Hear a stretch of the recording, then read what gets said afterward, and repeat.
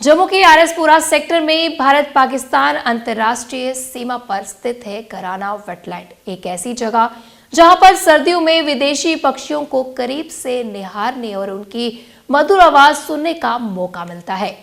आज हम आपको इसी घराना वेटलैंड से रूबरू करवाएंगे कि कैसे विदेशी मेहमानों से इस वक्त गुलजार हो उठा है जम्मू का विश्व प्रसिद्ध घराना वेटलैंड। अगर घराना वेटलैंड की बात करें तो जम्मू शहर से करीब 25 किलोमीटर की दूरी पर स्थित ये वेटलैंड हमेशा से ही विदेशी पक्षियों का पसंदीदा स्थान रहा है और यहाँ पर चीन, मंगोलिया व अन्य देशों से पक्षी सर्दियां बिताने के लिए आते हैं और नवंबर के महीने से ही इनका आगमन घराना वेटलैंड में शुरू हो जाता है, जिसमें सबसे ऊंची उड़ान भरने वाला पक्षी पार हेडेड सबसे ज्यादा है। सुबह के समय जब ये पक्षी घराना वेटलैंड लैंडिंग करते हैं तो एक अद्भुत ही नजारा देखने को मिलता है और इनकी मधुर आवाज वातावरण में एक अलग ही सकारात्मक बिखेरती है।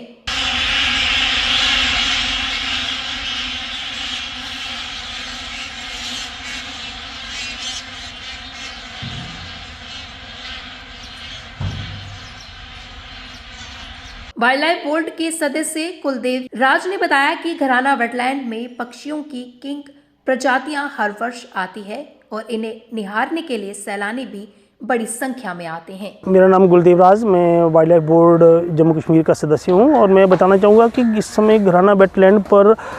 बार हेडेड गीज यानी सरपट्टी 7 पक्षियों की लैंडिंग हो गई है और 2-2.5 हज़ार पक्षी यहाँ पे डेली यहाँ पे बैठ रहा है और अपने नज़ारों से सभी का दिल अपनी ओर ध्यान अपनी ओर आकर्षित कर रहा है। तो मैं बताना चाहूँगा कि ये दुनिया में सबसे हाइट पर उड़ने वाले पक्षियों में से ये पक्षी माने जाते हैं। हिमालय पर्वत, माउंट एवरेस्ट, यहाँ पे हवा इतनी तेज़ चलती है कि वहाँ पे हेलीकॉप्टर नहीं उड़ सकता, मिट्टी का तेल नहीं जल सकता, लेकिन ये पक्षी चोटी के बगल से होकर गुजर जाते हैं और इतनी क्षमता है इन पक्षियों में। और मैं बताना चाहूँगा कि ये जो नायाब किस्म के पक्षी हैं इनका ये हमें खुशकिस्मत है कि यहाँ पे घराना वेटलैंड में ये पक्षी बैठ रहे हैं और इस साल भी इनकी यहाँ पे लैंडिंग हो गई है और ये अप्रैल तक यहीं पे बने रहेंगे। और इसके अलावा और भी घराना वेटलैंड पे कई पक्षी आए हुए हैं और बोली नेक्ड क्रेन है और पिन टेल है, नॉर्दर्न छाबलर है ना, इस तरह से पक्षियों का ये है यहाँ पे। और मैं बताना चाहूँगा कि ये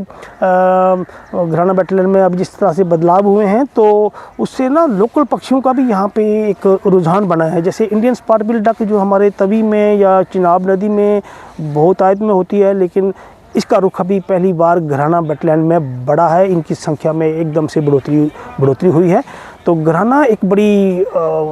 अच्छी जगह है और बिल्कुल बॉर्डर पे है, सीमा पर है और यहाँ पर इन पक्षियों का नज़ारा जो है वो लोगों को बड़ा भा रहा है। और ये ऐसी जगह है जहाँ पक्षी आप बिल्कुल नज़दीक से देख सकते हैं। अगर आप लेह लद्दाख या कश्मीर में भी जाएंगे पक्षियों को देखने के लिए तो आपको बड़ा संघर्ष करना पड़ेगा, आपको बड़ा दूर तक जाना पड़ेगा और माइग्रेटरी बर्ड किसी को पास नहीं आने देते। कश्मीर में भी आप जाएंगे तो जैसे आप पास पहुँचेंगे तो ये पक्षी एकदम से उड़ जाएंगे। लेकिन घराना एक ऐसी जगह है, जैसे बार हेडेड गीज मेरे सामने एकदम 10-20 कदम पे ही बैठे हुए हैं, लेकिन ये नज़ारा कहीं और नहीं जम्मू कश्मीर में, मैं बोलता हूँ पूरे भारत में नहीं होगा। ये नज़ारा खाली घराना में ही है जहाँ पर पक्षियों को एकदम पास से आप देख सकते हैं। यहाँ दिसंबर महीने से शुरू हुआ पक्षियों का आने का सिलसिला अप्रैल महीने तक जारी रहता है और इस दौरान बड़ी संख्या में सैलानी व पक्षियों पर शोध करने वाला इस कारण वेटलैंड का दौरा करते हैं। भारत पाकिस्तान नियंत्रण रेखा पर स्थित ये वेटलैंड जम्मू के पर्यटन में एक बड़ा योगदान देने को तैयार है।